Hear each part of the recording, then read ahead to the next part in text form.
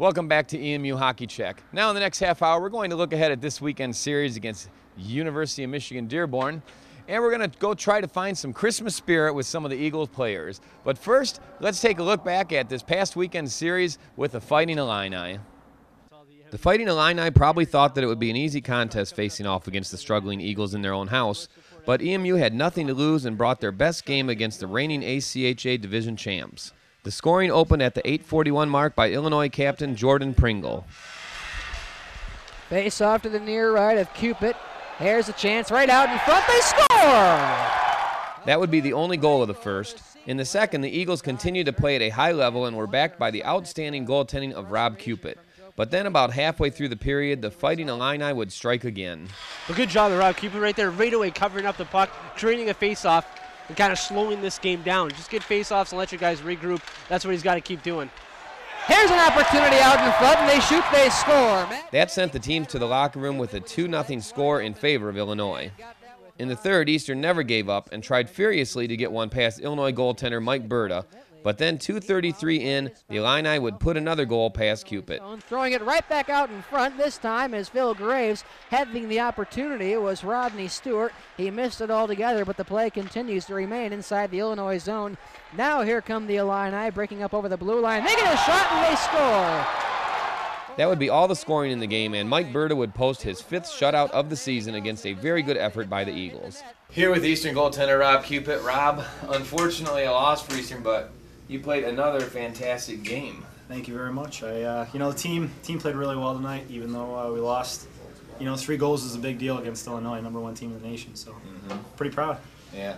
How do you come back from a loss and play at the same intensity that you played with tomorrow? Is it going to be harder, tougher? A little bit, but I think we can carry over. And just play our game. So the Eagles played very well on Friday night, but unfortunately they were still on the losing end. So how about Saturday? Let's take a look at that game. Saturday's game had both teams wondering how this contest would lean, but after the first goal went to the Illini, the Eagles knew they would need another top-notch effort to win. That time it was Phil Graves getting it up over his own blue line and about as far as the Illinois blue line, and the Illini will have to skate it back. Now here's Pringle playing it ahead, an opportunity, they score! Then at the 9:58 mark, Eastern's Joe Schweiger would step up and even the score with the help of Ian Chornaby. So, and Schweiger's off to the races, moving up over the blue line, puts it out in front. Here's an opportunity. Now Hattie will back it in back toward Schweiger as Chornaby was tied up with the puck that was loose in front. And now the play will go into the corner to the near left of DJ Kohler. And here's a chance and they score!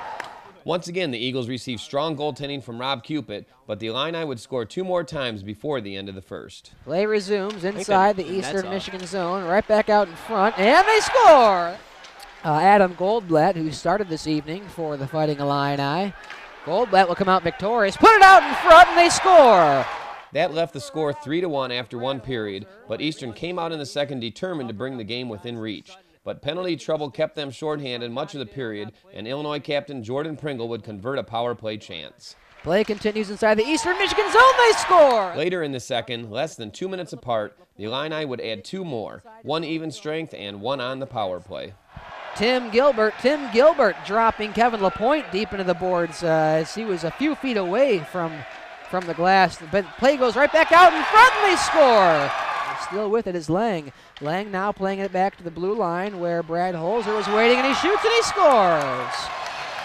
That ended the second 6-1 in favor of Illinois, and the Eagles knew they had to step up their game to get back into this contest.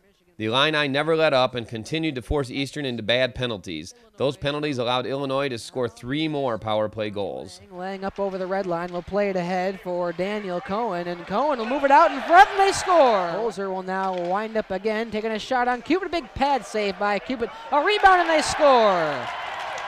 Okay, it's 4-on-4 considering Patricius only got a 10-minute misconduct. Meanwhile, there will be a couple of players it's 5-on-4 in the penalty box. I only see 4 players on the ice. Oh, never mind. Either way, a shot out in front, and it'll be Pat Saliba getting the goal for Illinois. With the score 9-1 and 1:48 left on the clock, and for reasons unknown, the Illini decided to challenge the Eagles and an all-out brawl began. Play-by-play announcer Devin Keast and color commentator Kyle Horner have the call. And it's going to be Andy Bertarn. He's going to go at it with Joe Schweiger. Meanwhile, Sutton better be careful. John Sutton he will could get join called the for fight, the third man in right there. and this will turn into an all-out brawl. Every player on the ice now dropping the gloves.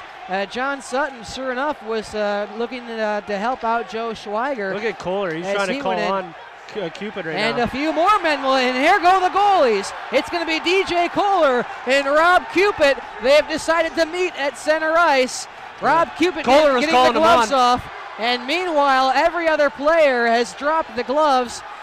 DJ Kohler and Rob Cupid Cupid's have giving it to nothing him. but time Holy and cow. space. Cupid just giving it to him. My goodness. None of the officials have Officials have no idea what's anything going to on. do about Rob Cupid and DJ Kohler. Cupid will get the right hook and take Kohler to the ice, and that will do it for the two of them. DJ Kohler drawing blood, dripping from his nose, and they will shake hands. Kohler took a beating there. And DJ Kohler, Rob Cupid congratulating one another on their goaltender fight. I don't think they're going to get penalties, ice. too. I don't think they are. It Because was- I don't even think the linesman knew what was going on. I don't think the officials saw. Meanwhile, players still fighting. Jerseys off, helmets off, gloves off, scattered all across the ice. After a long pause to sort out all the penalties, the Illini would score once more, again on the power play. The 17 seconds that were on the clock when the fights broke out has been backed up to 1 minute and 48 seconds. And here's a chance for Illinois. They'll skate in on Ebright. That would end the game 10-1 in favor of Illinois, but still allow the Eagles to leave Champaign with their heads held high, getting an A for effort and team unity. Here with Chad Davis. Chad, we really thought that the team was going to come out and play the same game they played yesterday and maybe even pull out a win, but it just didn't happen. Yeah, I mean, you know, the first period came out to a slow start, and we got ourselves in some penalty trouble, and, you know, you can't do that, and kind of carried over to the second, and, you know, the third period is just out of control. So it's one of those games, you know, that you want to just move on from. Next week against UMD, does this give us some momentum going into that series, especially coming off the wins last weekend at the tournament, and then this weekend playing a good team like Illinois? Yeah, I mean, we were really starting to get on track, even with yesterday's game, and we had a lot of inconsistencies today. So if we can just, you know, put it all together like we did, you know, Friday night and last weekend, I think things are on the upside for us. So, yeah, we're looking forward to playing them. It's another rival right before the end of the semester, and should be a good one.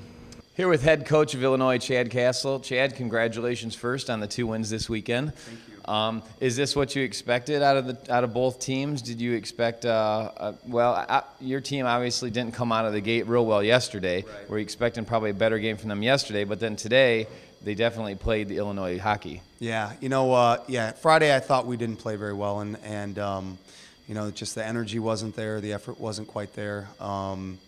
You know, your goaltender played outstanding both nights, which, you know, I think was a big part of it, really well on Friday night, and you know, shut us down pretty well on the power play. But it was you know, your guys worked hard, and I know it ended up 3-0, but you had a crossbar and a few opportunities. Berta played well in net for us, so it was a great game. What did you say to your guys after the close one yesterday? Well, we just needed to come out with a better effort. You know, we were coming off a loss at Lindenwood, where we, you know, had no energy and didn't play well, and then I felt, you know, it was a similar game for us on Friday night against you guys, and you know, now we're on break here for a few weeks, so it was important that we got it turned around and got a little momentum heading into break. And you must have felt good about your special teams tonight. Yeah, it was a different story tonight. Power play was clicking, and you know, I thought we did a better job of getting traffic in front and not letting the goaltender see the puck so easily. So I was very happy with it tonight. And then obviously the last thing in the game tonight was all the fighting. Have you ever experienced anything quite like that? You probably have, being a coach, but how long has it been? It's been a long time, yeah, since we've you know, had an incident like that. It's unfortunate, and you know, but it can happen, and you know, now they'll have to serve the crimes.